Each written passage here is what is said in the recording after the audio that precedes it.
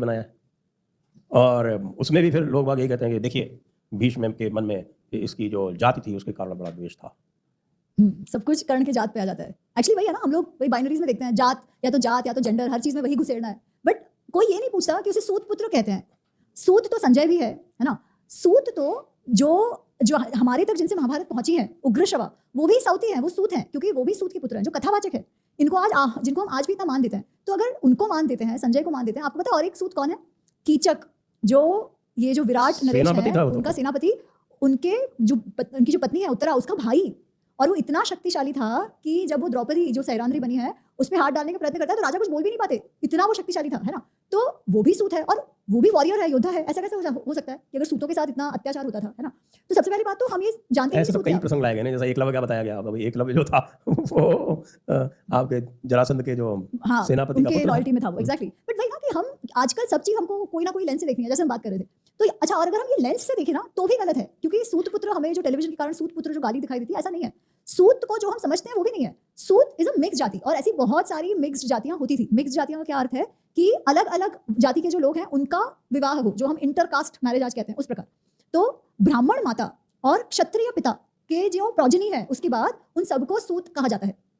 जैसे कैकई देश जो है वो सूतों का देश है, तो जहां से विराट की जो पत्नी है सुदेशना, वो सूत की पुत्री है, और जो विराट है उन्होंने उनसे शादी करा है ना। तो इंटर मैरिजेस भी हो गए हैं उनके बीच। अब वैसे तो अपने अपने ही आप फिर जो भी बिरादरी होगी उसमें करोगे, बट क्रॉस मैरिजेस भी हुए हैं। जो सूत थे, क्योंकि उनमें ब्राह्मण और क्षत्रिय दोनों के ही गुण थे, तो वो वॉरियर्स भी होते थे, वो कथावाचक भी होते थे, और वो सारथी भी होते थे। ये सारे उनके काम हो सकते थे, और उनका कोई वैल्यू नहीं था सोसाइटी में, ऐसा नहीं है। वो वेद पाठ भी करते थे, कर्ण को स्वयं को वेद पाठ करते हुए दिखाया गया है। तो वो कोई प्रताड़ित जाति से था या ऐसा कुछ उसके साथ प्रताड़ना हुई थी, ऐसा कुछ भी नहीं है। ये तो हम समझते हैं। अंग देश का राजा भी था। अंग देश का राजा था। अच्छा, अब अंग देश जो है वो कोई दुर्योधन ने अपना राज्य उसे नहीं दे दिया था। अंग देश सूतों का ही राज्य था, जो हस्तिनापुर के सॉवरेनिटी में था, जहां का फिर राजा, क्योंकि स्वयं अधिरथ जो उसके पिताजी हैं वो भी अंग देश के हैं, तो वहां का फिर उसे राजा बना देता है दुर्योधन।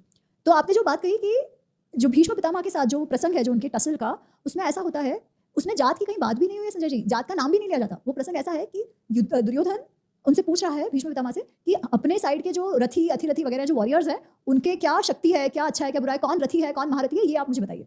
तो वो ये कहते हैं कि ये रथी है, ये महारथी है, ये ऐसे है, ये वैसे है, ये इतने लोगों के साथ युद्ध कर सकते हैं वगैरह वगैरह। और कहते हैं कि तुम्हारा ये जो मित्र कर्ण है ना, वो तो रथी भी नहीं है, मैं तो केवल उसे अर्धरथी मानता हूँ। क्यों? उसके स्वभाव के कारण। वो ये कहते हैं कि वो बहुत रैश है, वो बहुत ज्यादा अपनी प्रशंसा करता है, जो नहीं करना चाहिए वैसे वैसे निर्णय करता है। जिसमें वो कहते हैं कि जब ये तो सब जानते हैं ना कि गंधर्व युद्ध में वो भाग गया था, विराट में उसने युद्ध में उसने कुछ नहीं किया था।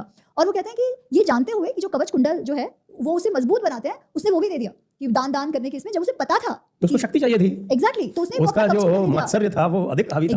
एग्जैक्टली। तो उसने वैसा भी कर दिया। तो ये उसका जो निर्णय जब ये लेता है रोष में भर के, ये सही नहीं है, इसलिए मैं उसे रथी नहीं गिनता।